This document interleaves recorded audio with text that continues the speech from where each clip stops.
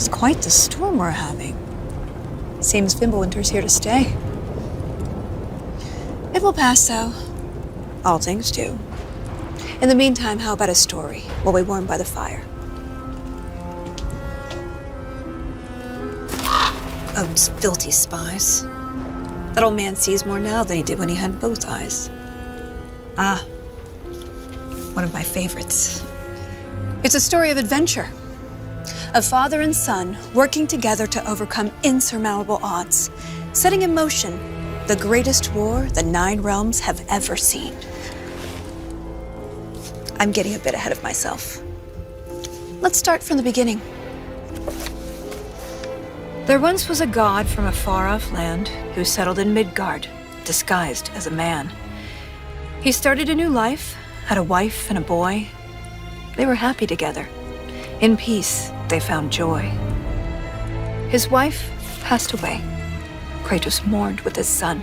But where one journey ended, a new had begun. Faye's final request, though it seemed rather bleak, spread my ashes atop the 9 realms' tallest peak. As they readied themselves for the long road ahead, a stranger accosted them in their homestead. Baldur sought answers as Odin's hand. Kratos gave none to the Aesir firebrand. They made way for the mountains. Kratos taught the boy skills, keeping godhood a secret but training to kill. Gods were always in danger, this Kratos knew, but secrets, he'd learn, could harm the boy too. They found Mimir in a tree, punishment for his wrongs, so they lopped off his head, and they brought him along. Mimir held ancient wisdom and knew the lost god of war. He warned, "Tell the boy," but Kratos ignored. No, now hold on a minute. Is that all that's in there about me?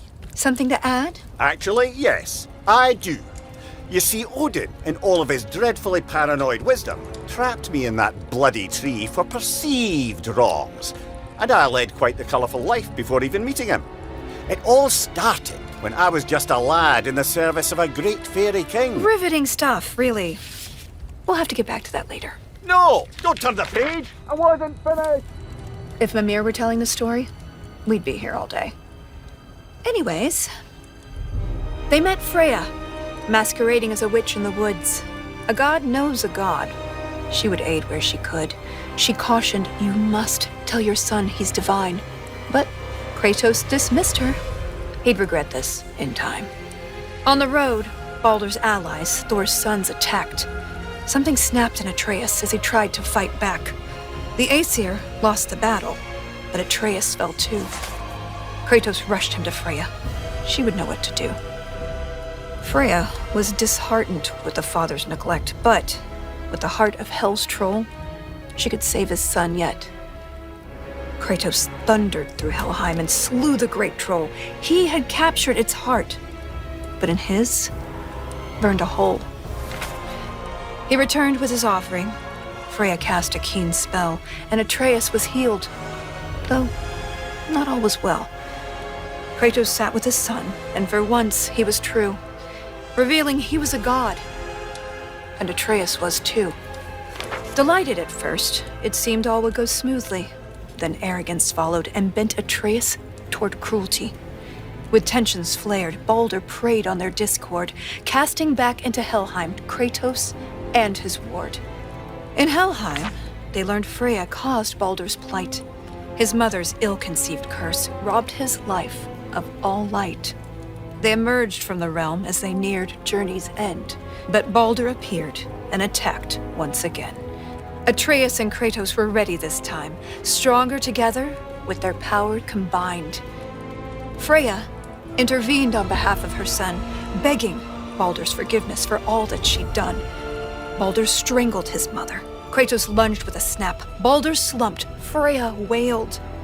And he died in her lap. Something changed in the world.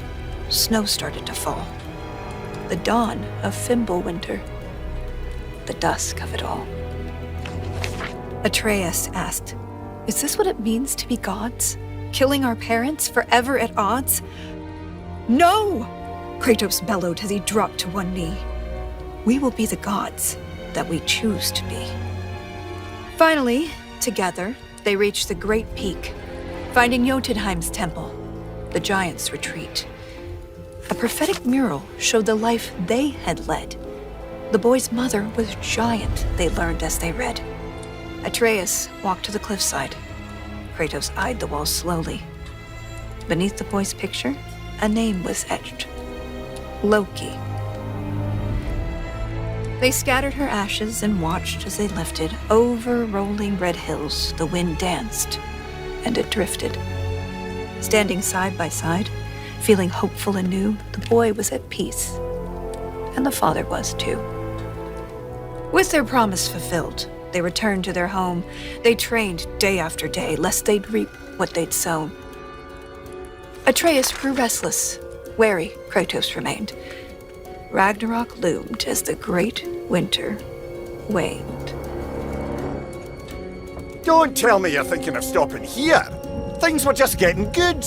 Well, I suppose we could go on a bit longer. An excellent idea. This is the most dramatic part. On second thought, perhaps we'd better cut it short. It seems that we're out of time. If you want to know how this story ends, I'm afraid you'll have to find out for yourself. Until then.